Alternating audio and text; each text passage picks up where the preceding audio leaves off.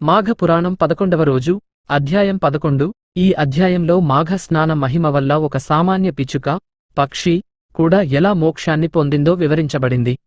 నేను మీకోసం ఇంత కష్టపడి మాఘ పురాణం కథలను ప్రతిరోజూ అప్లోడ్ చేస్తున్నాను. మీ దగ్గర నుండి నేను ఏది ఆశించట్లేదు. ఓం నమో నారాయణాయ అని దేవుడిని స్మరిస్తూ కామెంట్ చేయండి.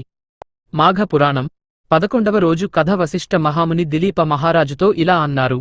రాజా, మాఘ స్నాన ఫలితం కేవలం మానవులకే కాదు, పశుపక్ష్యాదులకు కూడా ఎలా లభిస్తుందో తెలిపే ఒక విచిత్రమైన కథను చెబుతాను విను.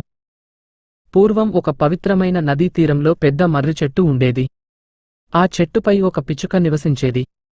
అది ప్రతిరోజూ ఆ నదీ తీరంలో మునులు, భక్తులు చేసే మాఘ స్నానాలను, వారు చదివే పురాణాలను గమనిస్తూ ఉండేది. ఒక మాఘమాసంలో విపరీతమైన చలి కురుస్తోంది. ఆ పిచ్చుక చలికి తట్టుకోలేక ఆహారం కోసం వెతుకుతూ పొరపాటున నది నీటిలో పడిపోయింది.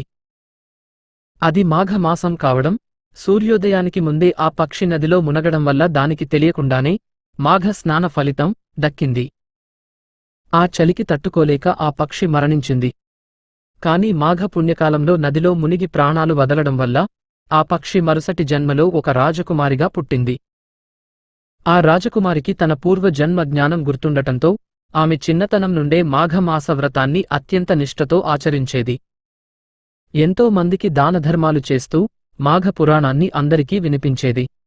చివరికి ఆమె గొప్ప విష్ణు భక్తురాలిగా మారి మోక్షాన్ని పొందింది. వశిష్ఠ మహాముని ఇంకా ఇలా వివరించారు. రాజా, 11వ రోజు ఏకాదశి మాఘమాసంలో అత్యంత ముఖ్యమైనది.